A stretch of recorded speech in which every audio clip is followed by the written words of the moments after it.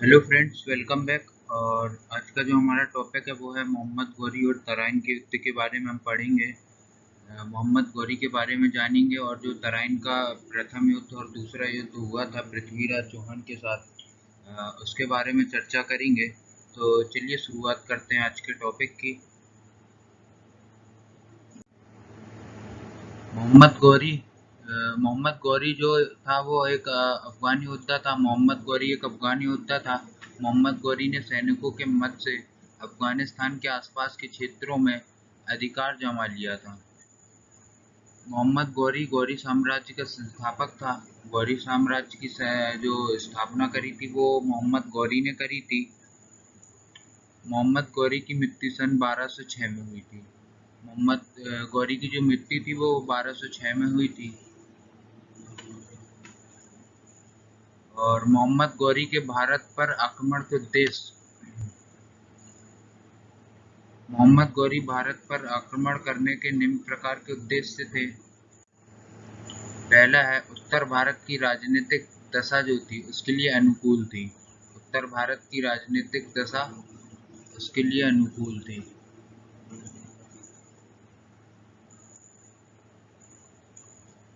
दूसरा देखें, पंजाब को वह अपना प्रदेश समझने लगा था। पंजाब को अपना प्रदेश क्यों समझा था? क्योंकि गजनी की वहाँ जो महबूब गजनी था वो वहाँ पे शासन कर चुका था। तीसरा पॉइंट देखिए, भारत की राजनीतिक परिस्थिति में विजय संभव थी। भारत की राजनीतिक परिस्थिति में विजय संभव थी। साम्राज्य निर्माण साम्राज्य निर्माण से यश, धन और शक्ति की प्राप्ति होती थी। आगे देखते हैं, तराइन के प्रथम युद्ध की बात करें। तराइन का प्रथम युद्ध ये कब हुआ था? ये हुआ था 1191 में। तराइन के प्रथम युद्ध मोहम्मद गौरी और पृथ्वीराज चौहान के बीच 1191 में तराइन के मैदान में हुआ था। सरहिंद और भटिंडा, ये थोड़ी सी मिस्टेक है, यहाँ पे टाइपिंग मिस्टेक है, ये भटिंडा है।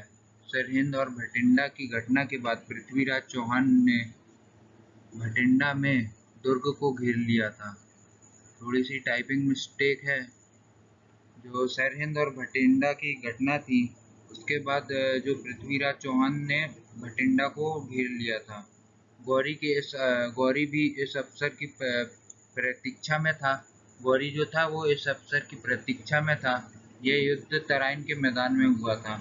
इसके बाद गौरी ने आक्रमण किया और ये जो युद्ध था वो तराइन के मैदान में हुआ था 1191 में। 1191 में हुआ था। इस युद्ध में मोहम्मद गौरी की हार हुई थी। कहते हैं जो सम्राट पृथ्वीराज चौहान थे उन्होंने मोहम्मद गौरी को 17 बार हराया था युद्ध में। 17 बार हराया था युद्ध में। 17 बार हार का सामना करना पड़ा रहा मोहम्मद गौरी को। इस युद्ध में मोहम्मद गौरी की हार हुई थी। तराइन का प्रथम युद्ध की बात कर रहे हैं हम। मोहम्मद गौरी इस युद्ध में बुरी तरह हार गया था और उसे वहां से भागना पड़ा था। अपनी जान बचाकर भागना पड़ा रहा।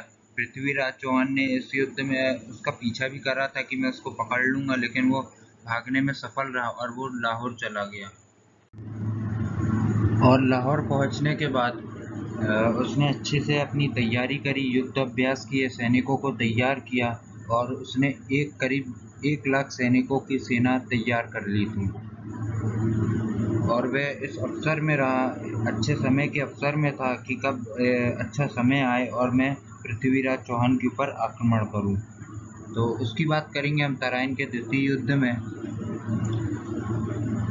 अब बात कर रहे हैं तराइन का द्वितीय युद्ध। तराइन का द्वितीय युद्ध मोहम्मद गौरी और सम्राट पृथ्वीराज चौहान के बीच में हुआ था। सम्राट पृथ्वीराज चौहान के बीच में लड़ा गया था। ये कब लड़ा गया था? सन 1192 में। तराइन का जो प्रथम युद्ध था वो 1191 में लड़ा गया था और तराइन का द्वितीय युद्ध वो 1192 में लड़ा गया था। इस युद्ध में सम्राट पृथ्वीराज चौहान जी की हार हुई थी। स्पेलिंग मिस्टेक है थोड़ी सी।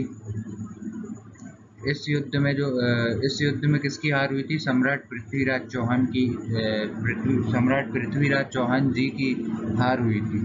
उसके भी कुछ कारण है क्यों हार हुई थी, चलिए उनको देखते हैं। कारण देखते हैं। मोहम्मद गौरी प्रथम तराइन का युद्ध हार गया था। मोहम्मद गौरी प्रथम तराइन का युद्ध हार गया था, तो बस उसके बाद से वह बौखला गया था। जब वो प्रथम युद्ध हारा तो उसके बाद से वो बौखला गया था और इस युद्ध की हार का बदला लेने के लिए बहुत उत्साहित था। जैसा कि मैंने बताया कि वह लाहौर गया और उसने सेना तैयार करी, सभी चीज़ों की तैयारी करी और वह उत्साहित था इस युद्ध की हार का बदला लेने का, क्योंकि जो तराइन का प्रथम युद्ध था उसमें बहुत बुरी तरह हार गया था वो। मोहम्मद गौरी राजा जयचंद का निमंत्रण मिल चुका था। मोहम्मद गौरी को राजा जयचंद का निमंत्रण भी मिल चुका था। यह भी एक महत्वपूर्ण पॉइंट रहेगा। चलिए आगे देखते हैं।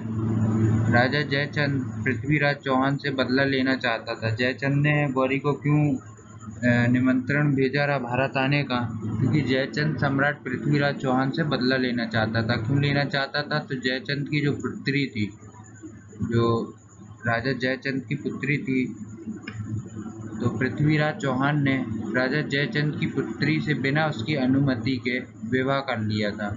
मतलब राजा जयचंद राजी नहीं था, लेकिन तब भी पृथ्वीराज चौहान ने जबरदस्ती विवाह कर लिया था। अतः राजा जयचंद ने बगावत कर ली और गौरी को आमंत्रण किया कि मेरा बदला लिया जाए। उसके बाद जब से ये घटना घटी उसके बाद राजा जयचंद को गद्दार राजा के नाम से जाना जाता है, गद्दार राजा के नाम से। मोहम्मद गौरी की विजय के कारण की बात करें तो अब भारत पर मोहम्मद गौरी की जीत जो रही वो पक्की हो चुकी थी। प्रथम तराइन का युद्ध हारा तो वह वापस लाहौर गया और लाहौर जाके सेना तैयार किया, अभ्यास कराया। मोहम्मद गौरी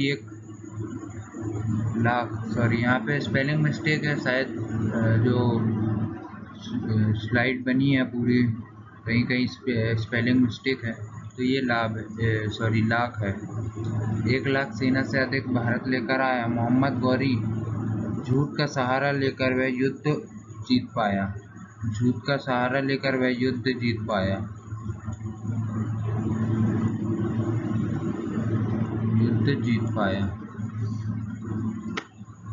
का सहारा कैसे लिया था उसने?